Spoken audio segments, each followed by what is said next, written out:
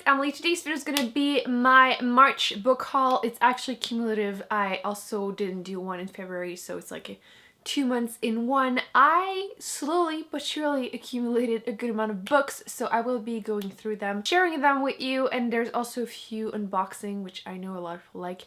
Me too. So let's go through them. A bunch I've actually already started reading or I've read because I was a little bit in a slump, as you saw in my Friday reads that I just posted, and it was not cute. Emily was going through the slump, but I think I've overcome this because of this book, which we're going to start with that one because damn. And it is The Seven Deaths of Evelyn at Hardcastle by Stuart Turton. And oh my god, I was just like, everything I would pick up I ended up putting down because I was just not in the mood. Nothing, I wasn't feeling anything, basically.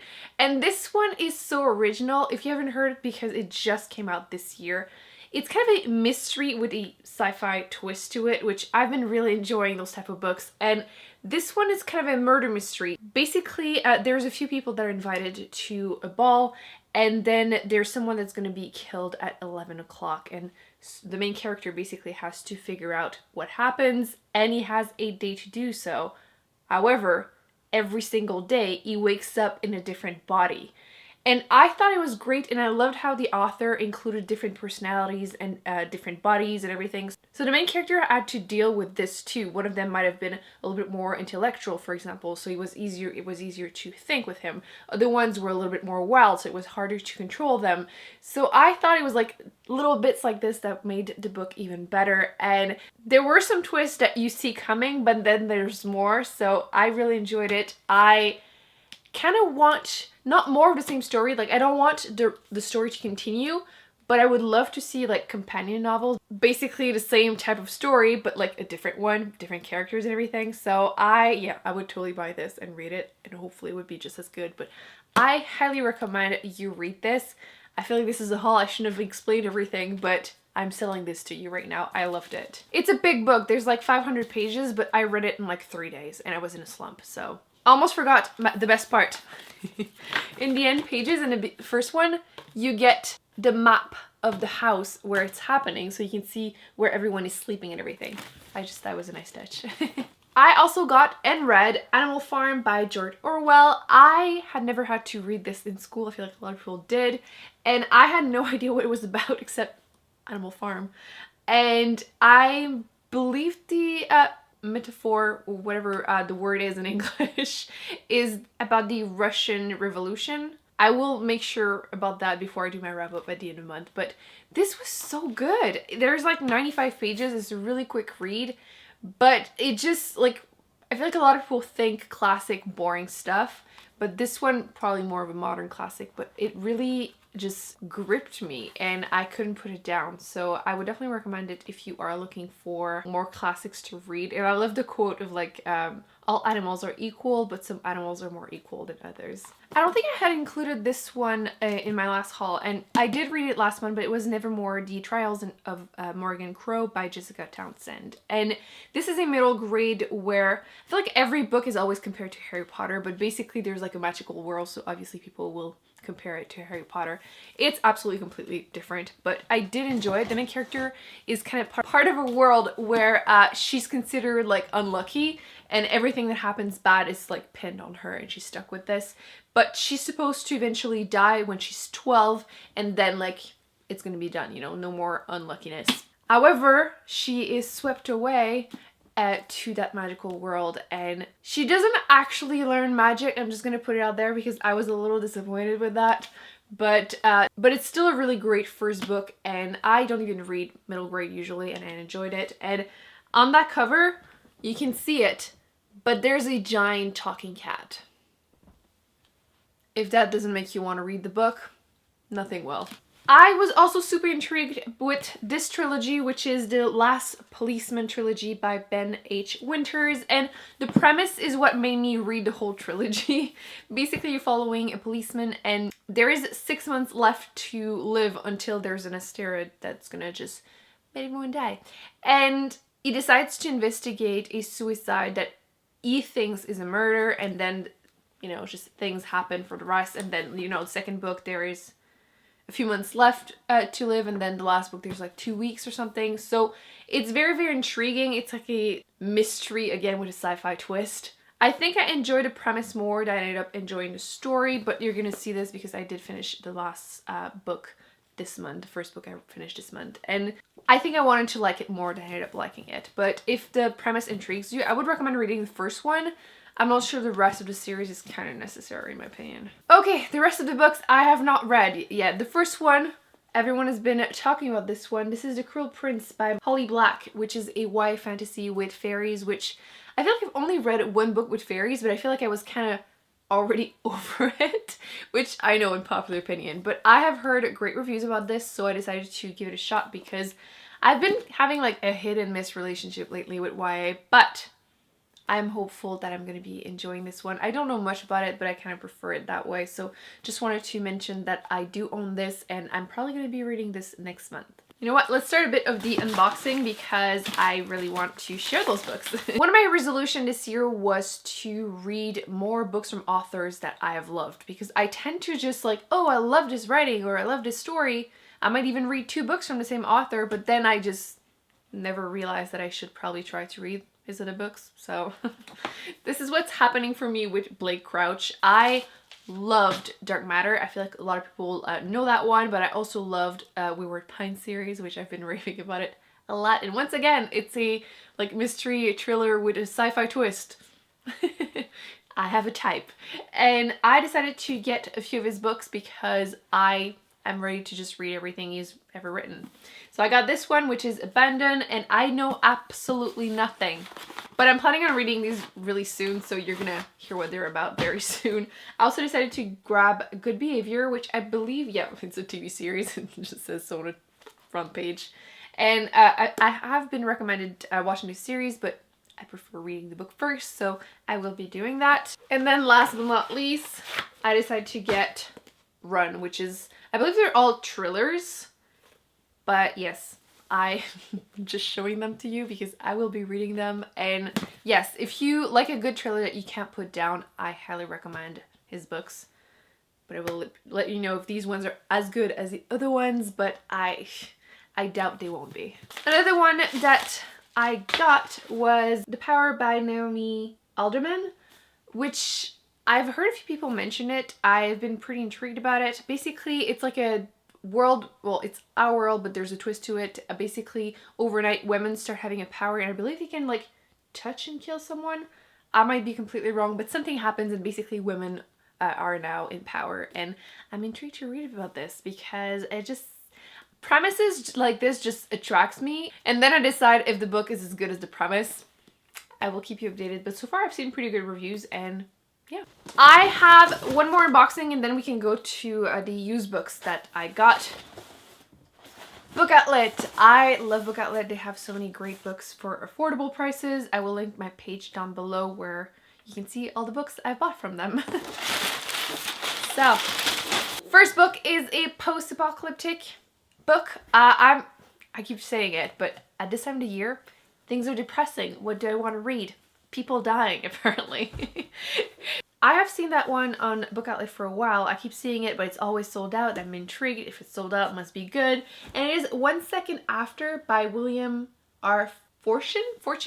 All I know about this one is that it is post-apocalyptic, and like 1 second after, I'm assuming there's an explosion, something happens, and then you have to be in the post-apocalyptic world. I prefer not knowing much. Books are always better when you go blind, but post-apocalyptic, I'm intrigued. I know it's a trilogy too, so if I like it, I'll definitely be reading Rust. I got 2 classics because apparently I'm like hoarding books already for the fall, because the fall is when I read mystery thrillers. The first one is Frankenstein by Mary Shelley. I've never read this, but a lot of people say that if you want to read more classic, this is actually a really good one. I feel like some classics don't necessarily survive the test of time, but apparently this one does, and we kind of all know, you know, Frankenstein monster, but what else happens? Because there's like 200 pages, there must be more to the story than this, so I'll definitely let you know if I think it's worth the read. And the other one is The Strange Case of Dr. Jekyll and Mr. Hyde. I've never said that in English, so who knows, by Robert Louis Stevenson. This one, this edition also has a few other stories, but I'm mostly intrigued by the first one. Once again, I've never read it, but I kind of already know what it is about, but you know, maybe the story is worth a read. I also picked up The Lying Game by Ruth Ware, which I still haven't read, The Woman in Cabin 10, but her books are always like, the waiting list is just ridiculous in my library, and I decided, you know what, I'm just gonna get it. It's there, it's cheap, and I have been really wanting to get some books for, I feel like I got sick of thrillers, and now I'm like starting to be in the mood to read them again, probably because of this one, because it was good. So I was actually surprised that this one was already on there because it's fairly recent. Well, it's 2016, but still, I have seen a few people read this one recently. This is The Dry by Jane Harper. And now that I'm here, I can't remember what it's about, but I know it's a mystery. I will check that and be right back. Now remember why I couldn't remember, because the premise seems to be a little like vague. Basically, you're following someone that is from a small town that goes to the city to just, I think he becomes a cop, and then he comes back, well, he receives a message that makes him go back to the small town to try and solve a murder or crime. Something.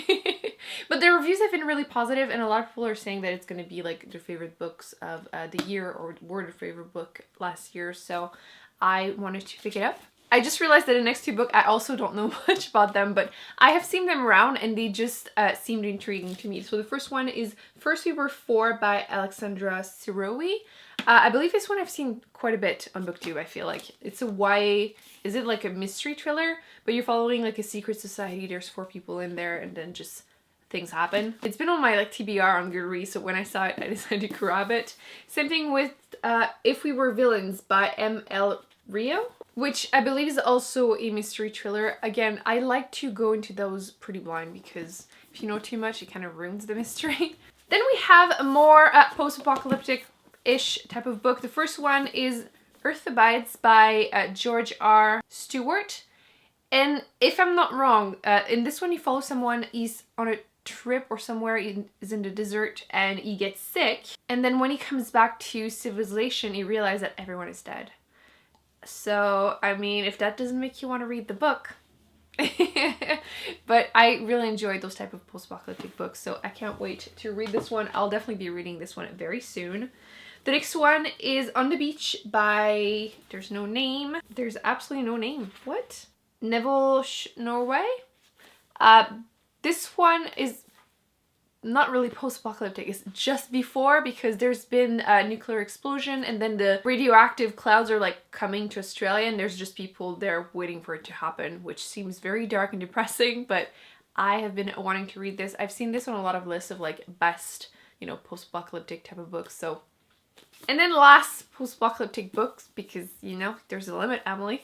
But I feel like it's kind of my goal right now to just read all of them. So next one I've seen a lot of people mention on the internet is Metro 2033 by Dmitry Glukowski. Sorry I butchered that, but that one is also post-apocalyptic, and I believe people are living in the Moscow metro. So people are living there as a shelter. Again, post-apocalyptic. I hope you're not tired of me talking about all those post-apocalyptic books. So, the second one I found used is the second book in the Theft of Sword, Raria Revelation series. So I saw this one and I read the first one. I liked it, even though the humor was like kind of hit and miss for the first book, but the second book in the same edition was much better, and it seemed to open the world a lot more, so I was intrigued enough to get it when I saw it for cheap. This one is book 2, and it is Rise of Empire by Michael J. Sullivan. So I got this one. Also, it's an edition with 2 books in one. Actually, I opened it like I will definitely be continuing this. This is an adult fantasy series, and it's, yeah, basically you're following 2 different men, and they are also cool in the first book, but it definitely gets less edgy in the second one. I also saw this book, which seems to be on a lot of lists of people like best book I've ever read in my life, and like I've never read this, and it is Men's Search for Meaning by Victor E. Frank. This one, I don't know if it's a fiction or non-fiction, but it's about Holocaust, so I've been wanting to read more of those. I read Night, which I did enjoy. I think it was in 2016, so I've been wanting to read some more. And a lot of people really seem to enjoy this one, and it's fairly short. There's like 150 pages, so when I saw it, I grabbed it. This one, is it middle grade or is it YA? I'm not sure. But I personally didn't grow up reading Tamora Pierce books. And this is, I believe, the first one, the one you're supposed to start with. This is Alana the First Adventure. I think this could be the first one you're supposed to read. Let me know in the comment section. But I have never read any of those, and I know a lot of people really enjoy these. Basically, you're following a main character, and it's like a strong female character, but like for kids, and a lot of people grew up reading those, and I'm intrigued to see if I'm going to enjoy them as an adult. If I do, I'll definitely be continuing, and I'm kind of like, I feel like sometimes when you read kids' book as an adult, especially if you're not huge on them, it might be too late for you. So we'll see if it's too late for me or not. When I'm tired, I really can't pronounce titles, and just words in English gets really hard. Solaris by Can I pronounce everything with a French accent? Let's do this since it's the last book. So Solaris by Stanislav Lem. There you go. You got your French dose of the day. But I have seen the movie of this with George Clooney, and it was a very confusing movie, and I then figured out there was a book, and I have been wanting to read this. A lot of people say that the beginning is the best part of the book, but we'll see how I feel about it. But basically it's an adult sci-fi. There's a mission. There's someone that is sent at a space station around a mysterious planet, and things start happening. Things kind of get a little weird, so it's actually much shorter than I thought it would be. There's like 200 pages. I'll definitely be reading this very soon. Oh, so that's it, guys. This was my February/March book haul. I hope you enjoyed, even though I feel like my book taste lately has been all over the place. A lot of people tend to think of me, like, people tend to like putting people in categories, and a lot of people are saying that I read, oh, Emily reads a lot of fantasy or sci-fi, it's not my type of book. But then when they tell me what they like to read, I'm like, I've read like most of these. So when I do book hauls, I feel like it's definitely all over the place, some classics. Although right now there's a lot of sci-fi and post-apocalyptic sci-fi, but it's just, you know, the time of the year for me. So let me know in the comment section if you have read any of those, what you thought about them. No spoilers, please. And please let me know also the latest books you have been purchasing. Is there anything that it just came out and that you are dying to get your hands on? Don't forget to give this video a big thumbs up if you enjoyed it. Don't forget to subscribe to not miss any future videos, because you don't want to miss any future videos. And I will be putting on the screen my latest videos that I recommend you check out, and I will see you in my next one. Bye.